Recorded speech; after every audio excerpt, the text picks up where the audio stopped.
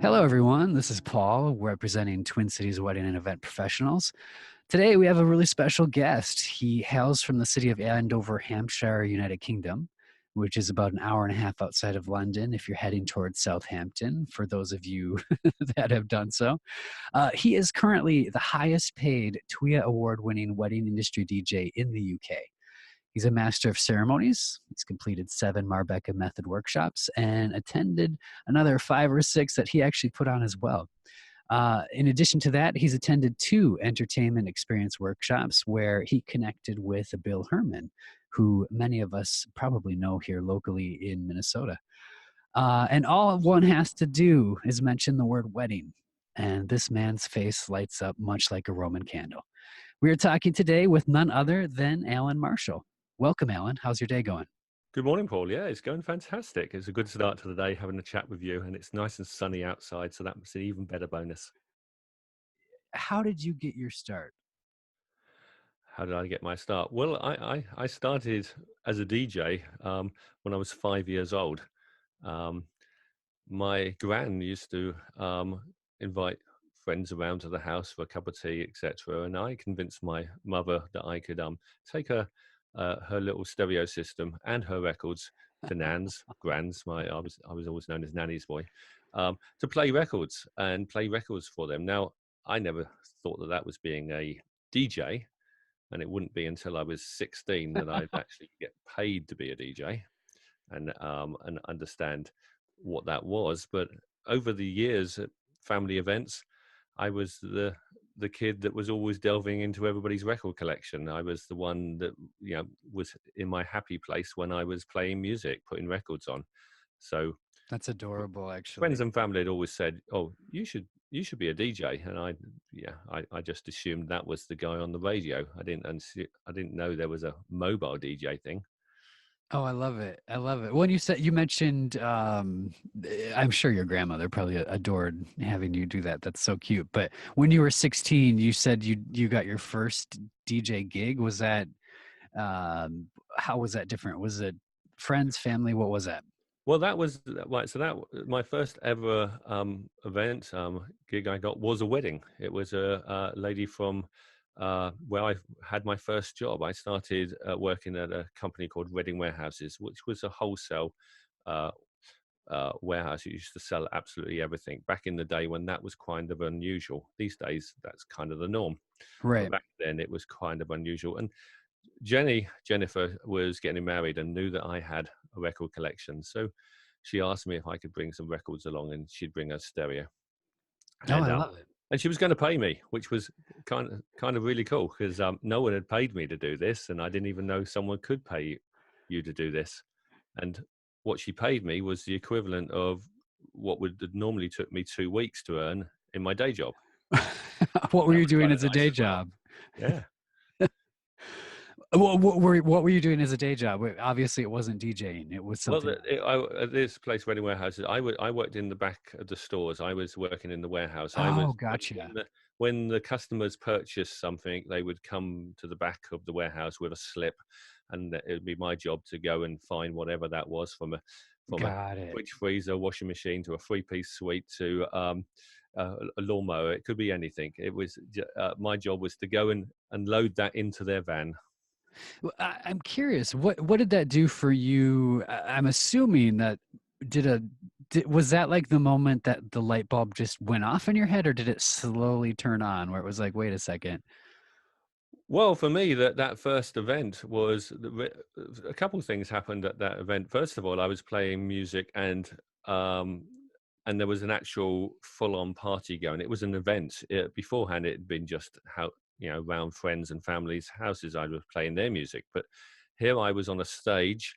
I had a disco system in front of me that my father had helped me purchase, and I was playing music, and it was important that for me, it was important that they carried on dancing, and they did. So I was putting a show together, which is not, I'd never done that before.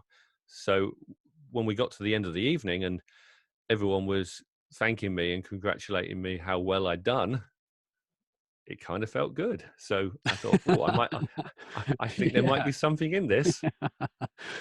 So what happened after that? When you're getting all those pats on the back and everything, did you start a company, or Yes, what happened? well, Yeah. funny enough, there's an American connection to everything I've ever done, and there was American connection to this. I saw a movie back in the day, the early '80s, called American Hot Wax, which was about the DJ Alan Freed, and I thought Hot Wax, being a hot record, was really cool. So my first disco was called Hot Wax Mobile Disco. I love it. um, uh, Okay. and I got some cards printed, and anyone that would spend more than 30 seconds with me, I would kind of force into the conversation the fact that, oh, I'm a DJ. uh, Not knowing really what being a DJ was. I just thought, well, they liked it, maybe other people like it, and I started working for friends and family initially, but because they knew I'd been paid for the last event, they paid me for the next one, It's and I was getting That's paid, funny. and it was kind of good. I mean, I was getting to go out and party with friends, families, and clients that didn't even know me. That was when it really hit home, when people would just find my number in, for the older listeners, Yellow Pages. um used Oh to be the yeah. way to go, and Uh, people would phone me up. Worldwide. That used to Yeah, be the way here as well. yeah. There's a little nugget in what you just said, and I think that, our group specifically, well, not just our group here with Twin Cities Wedding Event Professionals, but I think anybody that's in business for themselves, or entrepreneurs, or anybody that's just looking for work. There's something that you said that struck me, is that you worked into almost every conversation that you were a DJ. Um, there's something about that probably could come off a little bit pushy, but there's also a piece in that that's really smart as far as being a young entrepreneur. Um, Oh, absolutely. It's something I learned later on. Um, uh, it was described as the elevator pitch. Some mhm. may have heard it described as that, but I didn't know it as that. It was just, I just need to tell people that this is what I do. There's a term, the elevator pitch, is that if you get into an elevator, you should be able to express what you do and how you're good at it before you get to the next floor and they get out. Yes, So yes. you need to find that conversation where it's only going to be about 45 seconds to a minute tops, but it communicates what you do and potentially why they want to book you. And that was something I was learning from a very early age, because I really, really wanted to be out there DJing. And the only way that was going to happen is if people knew I DJ'd. Yeah, yeah. It sounds like some of that was just innate. Was Mm. there people around you, or somebody? I mean, I think of my own life, and I think of my dad. He was an entrepreneur, and he very much did a lot of what you're talking about. So it was interesting to witness that. Was that just something that you kind of didn't realize that you were doing until later, or was it something that was modeled for you? No, well, a little bit about a little bit of both. It was I was that kid that, as I say, from when I was small, I was always delving into everybody's record collection. Any conversation with me back then was around music. Got it. I always, it was the only thing I really knew anything about. So it was always in the conversation. So to then drop into the conversation that I also DJ'd just was natural. It was just part of the conversation talking about music. Um, what I took from that was, when it became, there was an intent behind it, was when I had my business cards. I used to leave business cards everywhere. If I went into a club, and even if I wasn't working there, I'd just leave them. They'd be scattered everywhere. There wasn't a place I went and I didn't leave uh, a sign that I'd been there. And I made that a challenge to myself, that I'd always make sure that I left a few cards wherever I went, so someone might pick them up. Yeah. From listening to that, and also I was there at the Collab Lab that we had here. When you yourself got married, Yes. I'm thinking about that moment from your talk. Oh, sure. Would you mind sharing, just so that people listening would kind Oh, of know what I'm referencing? Because you of course. you yeah you you you did a lot of it yourself, if I recall. Yes, I mean, the two light bulb moments in my earlier career were weddings. One was that Jenny, and second was my wedding to Anna Marie. Now, my wedding to Anna Marie, um, we decided that we didn't want to have it in a venue. It wasn't going to happen in a venue because that would be like a normal Saturday, because that's what I did. Saturdays, I did weddings. So we decided we were going to have it at our home, and we were going to get married because we'd both been married before at a registry office. And once we got back from the registry office, the first thing we needed to do was we needed to cut the wedding cake, because Anna Marie had fallen in love with a chocolate wedding cake, and it was starting to melt because it was a very hot day. So the first thing we did as soon as we arrived back from the church with, from the registry office with all our friends and family, was to get to work. We cut the cake. We made sure that everybody had a glass and had a drink, and we did a couple toasts, and then we did our first dance, and then we made sure that everybody had something to eat. And this is how the day kind of panned out. We were running around making sure that everyone was having the perfect day. We were working on our wedding day. Now, it wasn't until the end of the wedding day that when Anna Marie went up to her went up to our bedroom and said, "Oh, I'm tired. I'm going up." And I said, "Well, I'll be up in a little while." And it took 2 hours for me to realize that 2 hours passed and I tidied up the whole garden and done all the washing up, that I'd realized that I'd actually worked my wedding day. Um, I and a light bulb went on. I suddenly realized that maybe there needs to be someone out there that does this. And That's what would that brilliant. look like? Because I had no idea, because I was the guy that turned up in the evening, played music. I had no concept that was going on during a wedding day until it was my wedding day. Awesome. So that from that point on, did you is that like a point when you expanded your business to think about weddings in a not just as the DJ, but also as kind of a broader service that you could offer? To a degree, I mean, it took about 3 years. It took 3 years between that realization of the light bulb go on. I'm like everybody. I can procrastinate like a champ. I am. I I thought about it and then naturally did nothing about it until it just ate away at me. And we were at a conference, myself and Anna Marie, and there was an American DJ talking about Yeah. weddings, and a guy who I believe it lives around this area now, a guy called Ken Day. Hmm. Um, and he was talking about specialization. And because that, another step appeared to us, which was to do a little research. And that step led us to a New Zealand DJ online who told me about a workshop that was taking place in Las Vegas.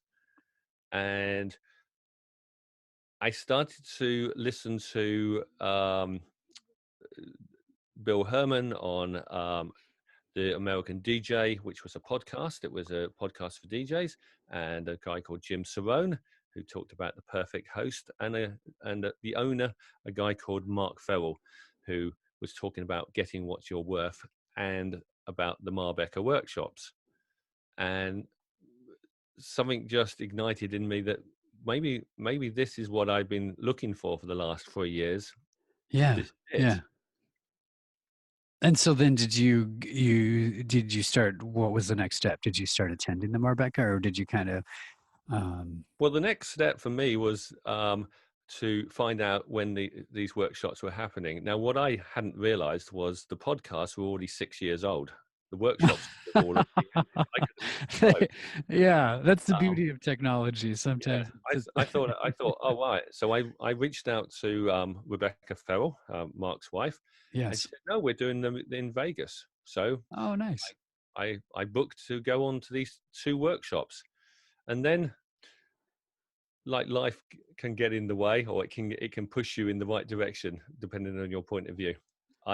My day job, which at that point was with IBM, decided that they didn't no longer needed me. Oh That no. I got the called into the office. Sorry, we're cutting back. We need to let people go. Right. Right. Now, part of the message that had been on Disc Jockey America was about the fact that you could go full time. You could do this full time. It was something that I didn't believe I could. I didn't know how. I had no business plan. I had no concept of how that would be a thing, So but I wanted to find out more. yeah, and it almost sounds like that where some people I'm leading this a little bit, but I'm assuming because of that, it was almost like getting the rug pulled out from under you, and instead of falling down, it's like, well, you're either gonna you're either gonna jump to the next thing, or sink or swim kind of a thing. Oh, totally. I had a choice. I had two choices. I had one, I was going to go and find another job, which seemed like hard work, or I was going to make the hobby, the passion I had for being a DJ, the job, Yeah. which seemed to me at the time less hard work, but in reality, it was to then push the business to actually this is how I'm going to make my living and pay my bills. That that was a scary place to go, as it is. I think for anybody that's going from a full-time job and that comfort blanket, that net, the safety net of, well, there's some money coming in, we know the bills are going to be paid, to okay, I have to be good at this or I don't earn any money and we don't eat. Right. Right.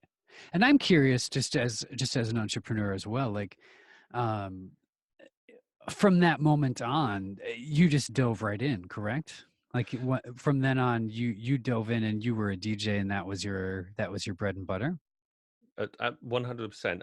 I had no plan B. Plan B would be go to find out another job, but I didn't want to do that. So Yeah. I had to make this work, and I had to find out more ways of how I was going to become more relevant to my clients.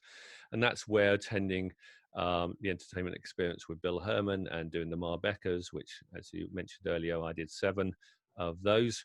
And I also did some personal consultations with Mark, and some uh, private time stuff with him where he would just work on my business or work on a specific thing that I needed. I knew that I was going to have to Interesting. invest in my future. Right. um, just doing what I was always doing was not going to be the way forward. I had to get really good at what I was doing to ensure that my family would, yeah, There's be something supported. there's something I just want to point out again, especially for people listening, because this is something that I am a huge fan of myself, and that is that you said that you did some training with Mark, and you did a lot of, like, was that one-on-one? Yes, I did some one-on-one training. Yeah. Uh, the workshop and one-on-one training are two very different disciplines. With the one-on-one training, you can focus down onto one problem Yes. and Yes. solve that problem. Um, Whereas in a workshop, you're stretching.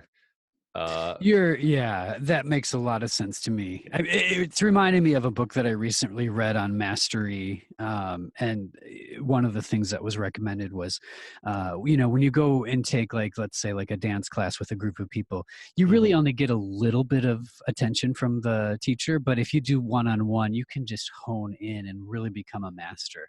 So there's something in what you're just saying. I'm nodding my head in agreement. I'm like, oh Oh, yeah, cool. yeah, I could see, I It's could more see that. about being a better. It's about creating a better version of yourself rather than Yes. trying to become a copy of someone else. It's not about, well, show me how you do it and I'll copy you.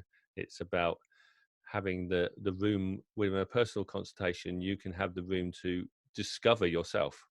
Yeah. Yeah. Oh, that's really interesting. And obviously it worked. It's been a good path for you, because I mean you won a TWIA award. Yeah, the Wedding Industry Awards over here in the UK, we entered those for 6 7 years, and we um, each year, what the awards did for me over the last 7 years was it forced me to look at what I was doing every year and try to improve it to get that award. It wasn't Love something it. that happened overnight. It was something that I had to accept the fact that, okay, you didn't win it this year. What do we need to do different? And the same respect, though I won it this year in January, the national award, became National Wedding DJ of the Year, is okay, so what do I need to do next year to be better? I love that.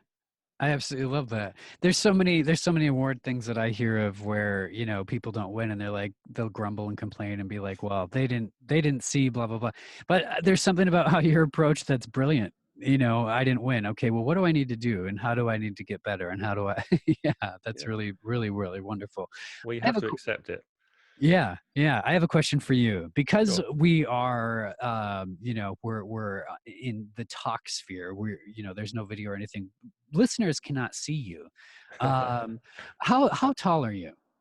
I'm 6'4". You're a tall guy. I'm about 5'10", not super tall. And this is. I hope people don't think this is a too sensitive of a question. Are you morbidly obese? Uh, no, I have been. I, I, But you I have have been. you're not now, but you have been. Tell me, Yes. that was a really, really beautiful part or interesting part of your speech that you gave at the Collab Lab. Can you tell me more about that? You said you have been. Yeah, I have been. I was clinically obese. That's what the doctors would say. The weight I was at, Um, I'm going to have to put this in stone, and I'll give you the equation. You can figure it out afterwards. Sure. So a stone is 14 pounds. I was 18 stone 4. So that's probably about 270-ish pounds if I'm Yeah. Yeah. top of my head. If we round up, Um, almost 300, but yeah. yeah, Yeah. so 270, 300, around 300 pounds. And I realized that that was holding me back. I looked in the mirror one day and suddenly saw the big guy, and the big guy had crept up on me because being in the wedding industry, being a DJ, a lot of the choices I'd made regarding food and diet had been connected to the job I did. I was eating at the wrong times of the day. I Right. was eating the wrong food, and I wasn't looking after myself. And over the years, over probably a 20, 25, maybe even 30-year period, the weight had crept up. And to the point that I realized that this was impacting not only my physical health, but my mental health Oh, and my profession, because I'm, I'm in my mid 50s. Now, being a DJ in their mid 50s is not necessarily an issue. Being a mid DJ in their 50s and being overweight, well, you're starting to stack up a few things that a young bride might not want their DJ to look like. sure, sure. So That I had makes to do that makes a things to lot of change. sense. Yeah, yeah. Well, in addition to that, I'm just thinking even just of the health aspect of that, and it sounds like from all the things you're saying too. I mean, even just health wise and longevity. You have a wife, and I'm assuming you have kids too, don't you? Yeah, we have 4 kids. They're all grown up. Our youngest is 19, um, going all the way to 30. Yeah. And yes, to continue, I realized to continue in this amazing industry that I'm part of, the wedding industry, uh, I needed to be healthy, because otherwise, you know, life and your body is going to make it harder and harder for you to do it. So I need to do Yeah. that. When was this? How long ago was this that you were this weight? Right. So my realization was the 24th of June, 2018, when I looked into the mirror and realized there was this fat guy looking at me from the other side of the mirror. Wait a second, hold up. Because I met you. I saw you in person when you were here Yeah. in town, not just not that long ago. And that's not very long ago that you realized that in the mirror. Oh, How yeah. uh, Tell me how you what's I want to say secret, but I don't think it's a secret. What did you do? How did you Well, what I did is I realized that there were certain things that wouldn't work for me because I have a condition as well. I have a condition called heretic spastic paraplegia, which means that all the messages don't get to my legs from my brain. On occasion, it just makes my legs tired or ache. Sometimes Okay, it feels like you've got cramp all the time. sure. So I knew that doing exercise and doing diets that I'd tried in the past had never worked. So I realized that I needed to actually do something a little different. I needed to find something that would work for me, and part of that was to look at my diet and look at things that I could sustain, not a diet that takes stuff away, but look at what I was eating and replace what I was eating with healthy food. Right. And that was the start. And then I read a study in the UK which talked about active 10. Now, active 10 is a theory behind if you do no exercise, you're overweight, obese as I was, um, and you do nothing, going out and doing 10 minutes walk every day or once or twice a week, the study mentioned, um, that's a benefit. If you're doing nothing and you start to do something, that's got to be a plus. So I thought, well, that makes sense. I'll do Right. that.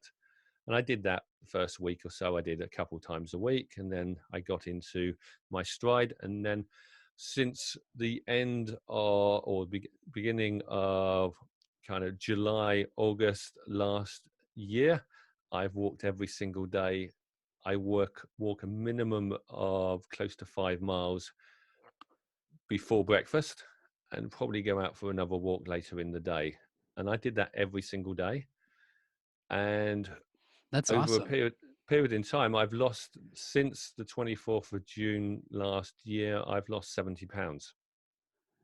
That's brilliant. And that walk is how you do that every single day, twice a day.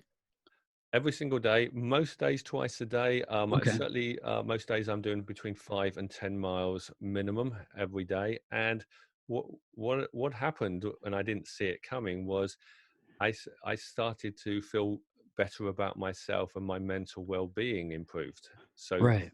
things that in business, when you've met that client and you think, oh, this is a fantastic fit, where I love to work for them, and they don't book you. I used to beat myself up over that. I used to think, oh man, what was wrong with me? Why don't they love me? Why won't they book me? Well, the walking gave me time to reflect. It gave me time to actually start to like myself, the person that I was now seeing in the mirror. And it wasn't vanity. It was just actually that person. He's achieved this. He's done what he said he was going to do, and he's still doing it. Well, what if I add other habits? And that was the secret. The secret really was to my success for the last year was about creating those positive habits. Yes. And then each time you succeed with a habit was then finding another habit to work on. And While still maintaining that so yeah, you start with that habit and it becomes just kind of a thing that it's a part of your life, and then you add another one. Yeah, I get you. I think I understand. yeah, totally. I never believed I'd have, an hour every morning to go for a walk. But the reality is I have lots of time during the day, even after my walk, to do things for me. And it was the only person you can really change in life is yourself. And what I was doing is I was changing myself one step at a time, and that was impacting others, which again inspired me to do more.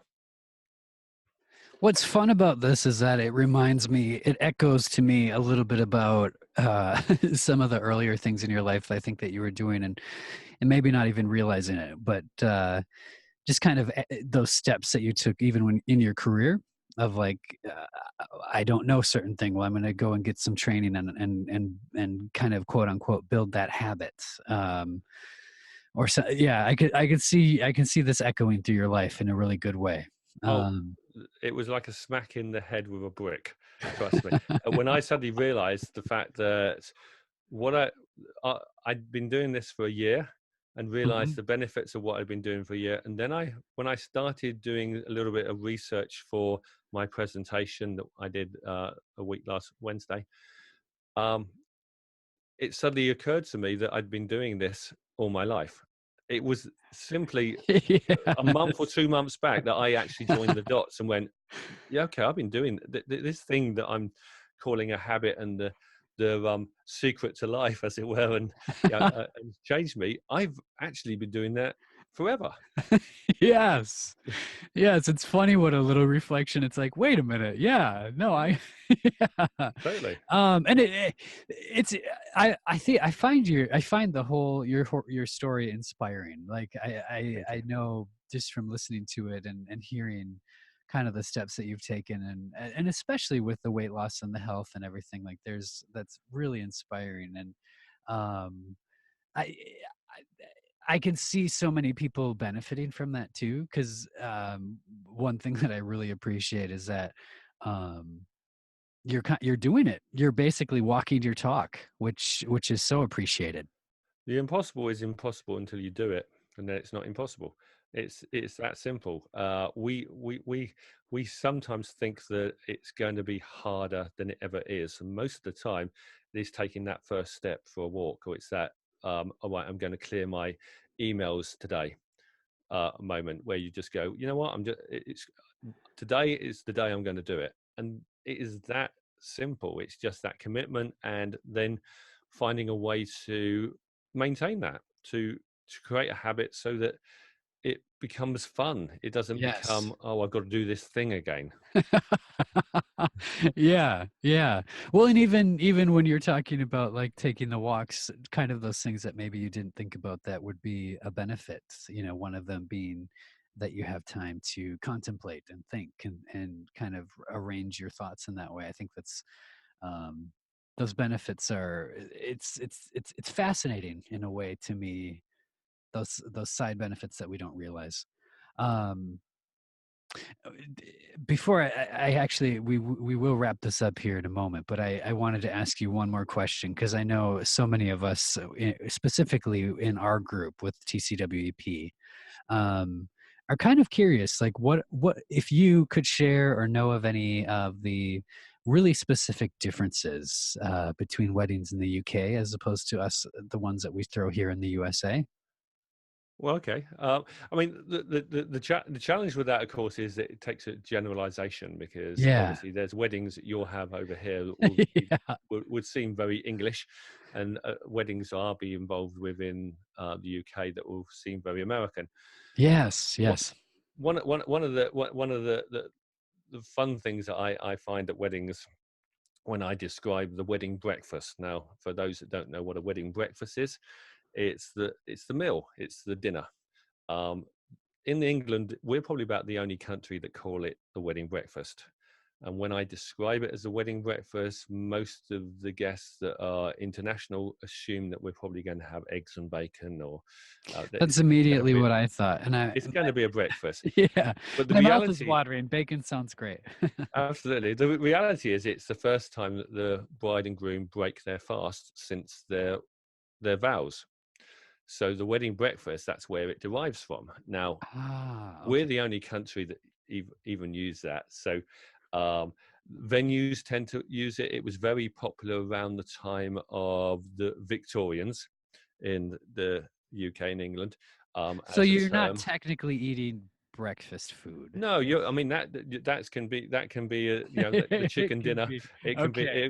Got it. it can be a, yeah, it can be many different things. It can be even the buffet, etc. Yep. Yep. Something we Okay. also in the UK, I mean, typically for a DJ in the UK, 99% of the time is just involved with the evening party.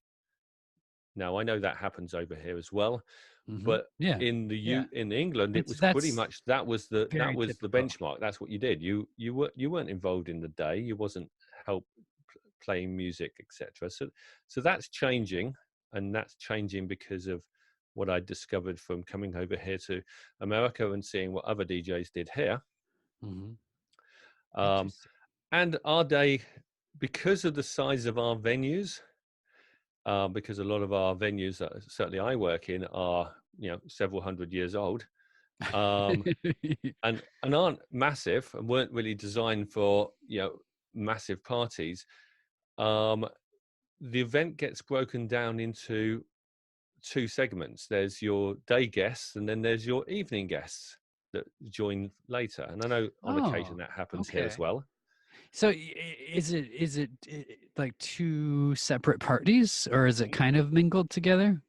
No, it's all together. It's been created by the venues to a certain extent, because Okay. and there's a reason behind that. But first of all, so the important guests, your VIPs, the immediate family, the people that you care the most about, they're the ones that come to the whole day. Yep. That Now, makes sense. so you may have 100 or so guests turning up the whole day, and you're going to feed them, and you're going to they're going to have drinks, etc. And then Then the evening, there's going to be the turnaround. This is where the venue kind of usher everybody out of the room, and they retidy the room and reset the room. At that point, some of your evening guests may turn up and join the party. Now, that may be because, well, it was really expensive to feed 200 people, so we invited the 100 we wanted to feed, and then we had the other 100, the other 50 or 60 people come to the Yeah. evening that are Yeah. friends who may not have been able to come because they just couldn't get to the day event or etc. Or just because that's how we've stacked the cards. I like the sound of that. And I'm sure there's probably some event planners listening that wouldn't be shocked by that, but Oh, I'm sure. I've never heard of something like that myself. So that sounds really sounds Now, actually kind of nice because the earlier part could be a little bit more intimate. and the benefit to the venue is the venue get to sell food twice. Ah, They will feed everybody during the wedding breakfast, and then there'll be a buffet in the evening where they're feeding. In effect, they kind of for the evening guests, but they need to put enough food on because some of the day guests are going to want to eat as well. So for the venue, certainly in the England, it's very profitable to actually have it that way right. because the day's much longer. By the time the guests turn up at the wedding for the ceremony, it could be midday, and by the time they leave, it could be midnight. Right. Right. And So it's a people very long day, mhm. and lots of opportunity to sell uh, food and beverage. This is making me beg the question. How has your with your own personal health, and kind of improving on that in the past year, how has your eating habits, if you, Alan Marshall, are working an event like that, like you just described, Yeah. has your eating habits changed at all? Well, I choose not to eat at an event or not eat publicly at an event. Okay. I tend to, on the day of an event, I will have a breakfast and I will then take maybe some energy bars and some uh, just some snacks, and that will suffice. I mean, you Got it. can go several days without eating and be okay. We convince ourselves that we're going to starve, but we really aren't going to starve. We were designed as human beings to actually go at least a week or so without food because that's how it works. The Yeah. cavemen went out to find the food, left the women folk at home, and then a week later they came back with the saber-toothed tiger, and everybody feasted, Yes. and then they went off to find another one, and everybody starved for a week. Now, So it so doesn't. it I was doesn't just matter not eating. yeah, yeah, and it doesn't sound like the way that you used to eat.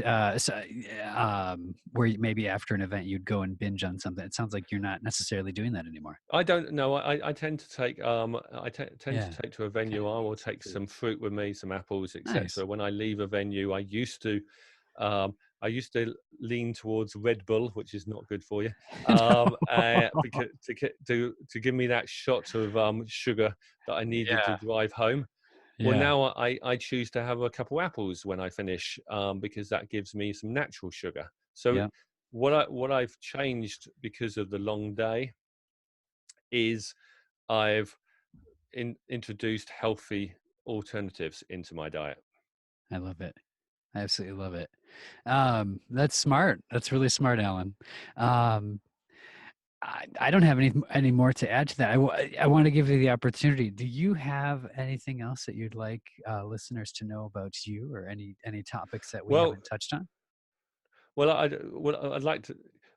My journey so far, and my journey through life, most of it wasn't planned. Most of it I didn't believe was even possible, and Yeah, to a certain extent, I didn't believe I was even worthy or deserved of it because it wasn't. It was something that other people would do, or other people were better, or uh, had the right that I didn't necessarily have. And it wasn't because I was sure. being down on myself. It's just it wasn't something in my um, vision, as it were, or So what I'd like to leave with the fact is, you know what, anything is possible. Your ability to achieve by taking just small steps and creating a habit behind those is far greater than you will ever imagine. Most of the time, as I said before, it's just that first step. Um, the world that I live in now, I'm excited.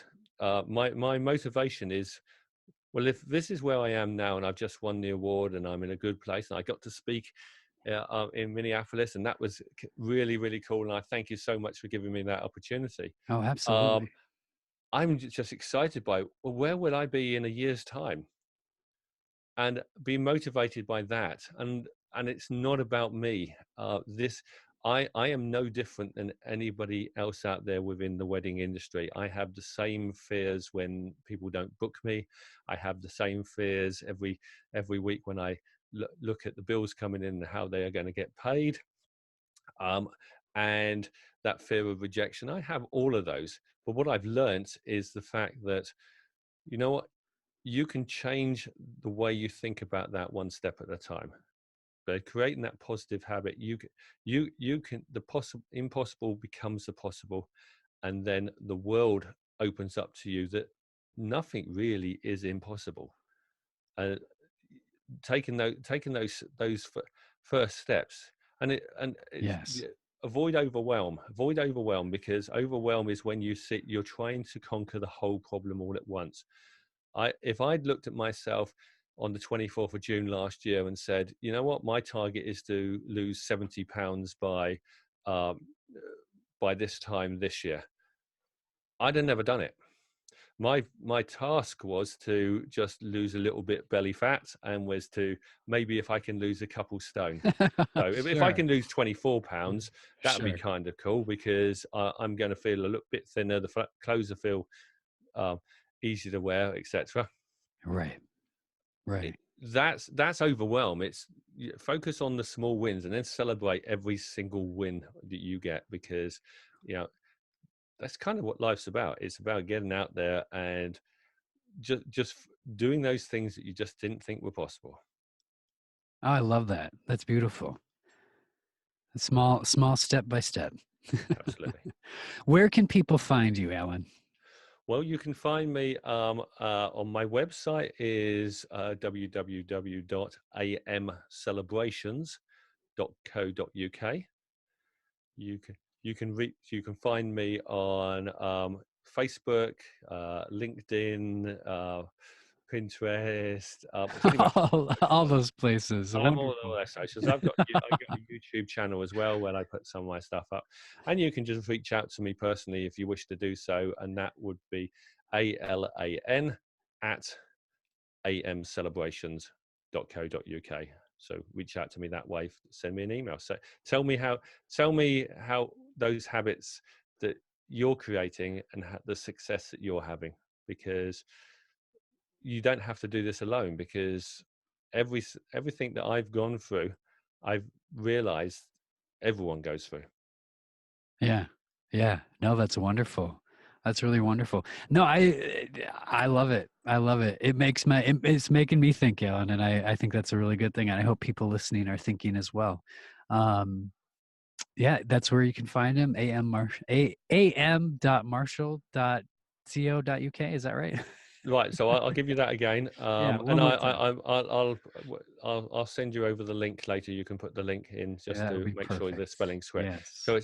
So it's Alan, so ALAN at AM celebration. So Alan Marshall celebration. So AM celebrations, all one word. .co.uk. Wonderful. Wonderful. Well, thank you so much, Alan. This has been great. And us here with Twin Cities Wedding and Event Professionals, it was so great. In addition to this time we've had together, also having you speak at our event on September 11th at the Hennepin Theatre Trust in Minneapolis for our inaugural Collab Lab was fantastic too. Wanted to just say thank you for that again. And Well, yeah, thank you for the opportunity. Uh, it's meant the world to me, and it's correct, and it's showed me another thing that I didn't think was possible. I've actually now ticked that box, and I'm already starting to think about where else internationally I will speak. oh, it's wonderful. Well, we'll keep our eyes open and peeled for it. All right. Thank you so much, Alan. Thank you, my friend. You have a wonderful day. Yeah, you as well.